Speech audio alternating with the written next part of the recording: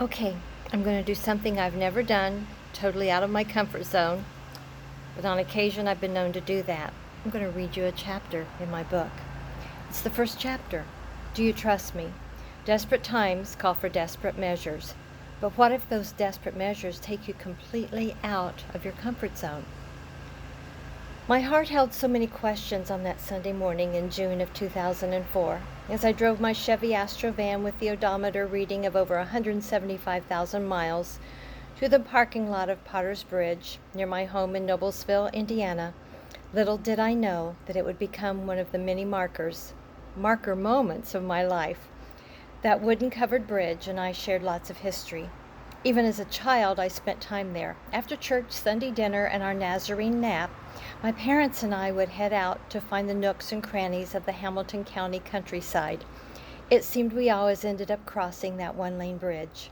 This routine had become a spiritual ritual for our little family of 3. Every week I looked forward to hear the clackety-clack of the wooden boards as we drove over the bridge before we headed back home. This place had become a sacred ground for pondering many of my life's decisions. I felt closer to God there than I did in the sanctuary of my church. I prayed for guidance and wisdom. Somehow I knew this sacred ground could hold my fears and tears and even some secrets. On that particular day, I felt waves of worry, desperation, and exhaustion. I was drowning in a sea of fear. Walking across the wooden planks of the bridge, I heard the ominous sound of the boards echoing. I looked out the window to see the White River. Seeing the sharp bend in the river got me thinking. Dense overgrowth hid my view of what might lie beyond the bend. My mind saw the same for my future. For 26 years, I had built a successful home decor business.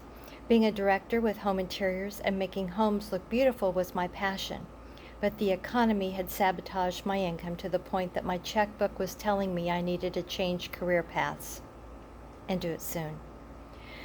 My steps were slow as I walked back to my van. I bowed my head and prayed, Lord, show me what to do. Inside my van, turning the pages of the classified ads of the Indianapolis Star, I felt so inadequate and unqualified. One semester of college credits did not look good on a resume. So many job openings, most requiring a college degree. The newspaper fell to the floor, between the seats, and opened to a position at Don Hines Ford for a salesperson. The help wanted ads seemed to fill all my needs. Commission salary, 401k, insurance, demo vehicle. No experience is required, on-site training. I remember looking up and in a not-so-prayerful voice asking, Really, God? Wouldn't Africa be an easier place for you to send me? Opening my Bible, I needed to find hope. The scripture I read was in Habakkuk. Like, who reads Habakkuk? It's an obscure book of the Old Testament tucked in between Nahum and Zephaniah. There were many a prophet more significant and well-known than Habakkuk. Yet, God had a plan for him. Habakkuk's story mattered. Habakkuk saw life as unfair. He questioned God's silence. He told God he needed to do something. The words he heard back echoed in my heart that day. For I'm going to do something in your day that you would not believe, even if I told you. That's Habakkuk 1:5. The words in Habakkuk told me that not all questions have answers that are easy or tied with pretty ribbons. I drove home and the arguing with God began. Who argues with God?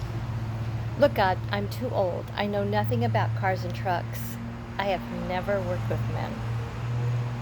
That night, as I tucked myself into bed, I wrestled with my thoughts, as well as the covers on the bed. I tossed and turned. I kept hearing the words in my mind.